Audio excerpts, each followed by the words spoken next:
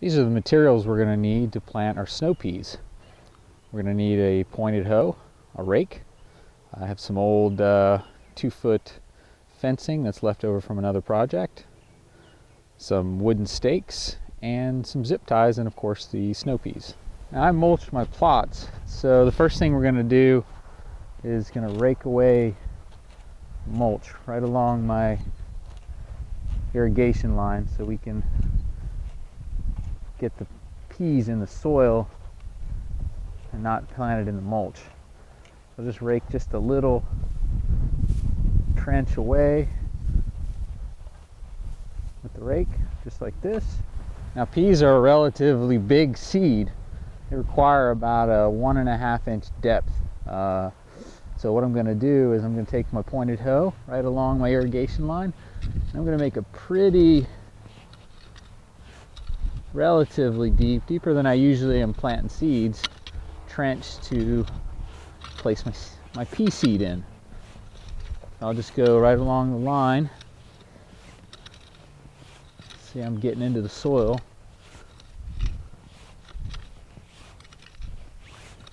It doesn't have to be exact,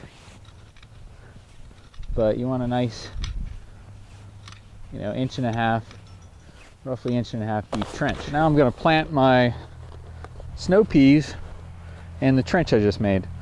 And you're going to want to plant them about 3 to 4 inches apart.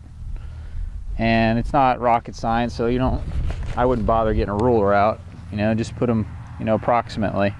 And after they come up and they get to be about 6 inches tall, you probably want to thin them out so it'll be about 6 inches apart. So now is the little bit tricky part, and that what we're going to want to do is we're going to want to push the soil back onto the trench without pushing the mulch over, because we don't want to mix the mulch and the soil. Now if you don't mulch, this will be easy for you. You just need to take the back handle of the rake and push it right over the trench that you made, just putting all the soil back. And for me, I'm being real careful not to throw the mulch back over into my trench, because I want my peas growing in that nice compost that I have, not the actual mulch. So now that that's done, what you want to do is tamp the trench down with the back handle of the rake, so that way the seeds are nice and connected to the soil. And then because peas are a relatively strong plant, I'm not concerned about the mulch, them not getting through the mulch, so I'm going to push all the mulch back over so it'll suppress the weeds. And then we're back almost as if, so it looks almost like it did before we planted.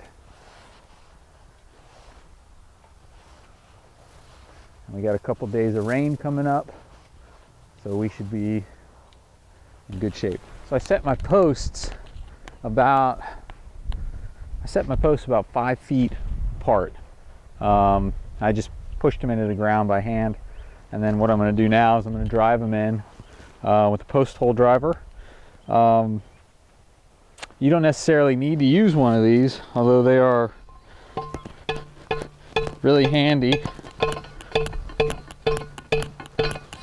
and easy. But you could certainly use, you know, a small handheld sledgehammer or something like that would work fine if you don't want to spend the money. But if you put a lot of posts in the ground, like I do, this is a nice tool to have. So I'm using just a plastic fence for the trellis. The peas that I'm planting will grow about 30-inch tall vines. So I've got a 24-inch plastic home fence that I'm going to zip tie to the wooden posts that I put in. They've already got holes in them, so this will be pretty easy. You just take your zip ties through the hole, I'm using just a regular 8-inch zip tie. You can get a 6-inch, would probably be fine. I just had these extra laying around. Zip tie them at the top. Zip tie one at the top and one at the bottom, and then you'll have a good support for your peas as they come up. So here's the finished product. We have all the peas planted. We have the trellis set up and staked to support the vines as they come up. All in all, the whole project took about 45 minutes to an hour.